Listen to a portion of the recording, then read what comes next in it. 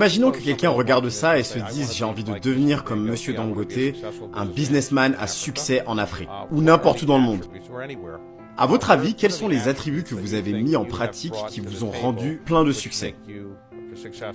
Pensez-vous que c'est l'intelligence, le travail acharné, la persistance? Toutes ces choses, quels sont les attributs les plus importants à votre avis? Je pense que le plus important, en numéro 1, David, si vous vous lancez dans un business, vous devez comprendre ce business de A à Z. Vous ne devriez jamais aller investir parce que quelqu'un est venu et vous a dit « Hey, il y a pas mal d'argent à se faire dans le ciment ». Et ensuite, vous allez vous lancer dans le ciment. Vous devez comprendre les tenants et les aboutissants de ce business. Et c'est la différence avec moi, je connais mon business sur le bout des doigts. Vous pouvez me réveiller à n'importe quelle heure et me demander à propos des fertilisants, sur tout ce que nous faisons, et je répondrai. Et l'autre chose, c'est de travailler très dur, bien sûr. Vous devez avoir la ténacité de continuer. Vous allez trébucher quelquefois, mais vous devez être vraiment concentré et savoir ce que vous faites. Vous savez, je vous connais depuis longtemps et je ne vous ai jamais vu crier ou hurler. Vous avez l'air très discret. Vous n'utilisez pas cette technique de crier et d'hurler sur les gens. Vous êtes juste très discret. À quoi attribuez-vous cela ou est-ce juste tort? Non, vous n'avez pas tort. C'est ma nature. Je suis vraiment très calme et silencieux. Je m'énerve bien sûr parfois quand les gens essaient de me pousser à bout.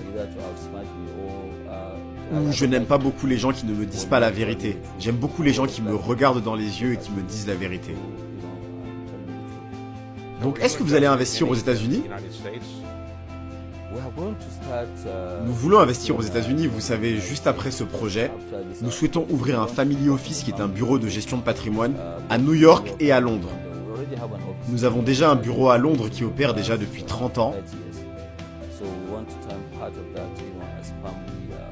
Donc nous voulons transformer une partie de celui-ci en family office, comme ça nous pouvons nous diversifier. Comme vous le savez, nous en avons déjà discuté ensemble. Vous savez, parfois en Afrique, nous avons ce problème de dévaluation de la monnaie. Donc nous souhaitons nous diversifier et garder des réserves dans le family office. Vous savez, parfois les gens très riches font des collections d'art, de jolies voitures, de jolis bâtiments. Et vous, qu'est-ce que vous faites du coup lorsque vous ne faites pas de philanthropie de tout l'argent qui vous reste? Est-ce que vous collectionnez des choses ou... Vous savez, je ne suis pas vraiment un collectionneur d'art, honnêtement. À chaque fois que j'ai de l'argent en trop, je préfère en donner plus à la charité. Je n'ai pas réellement un lifestyle très coûteux.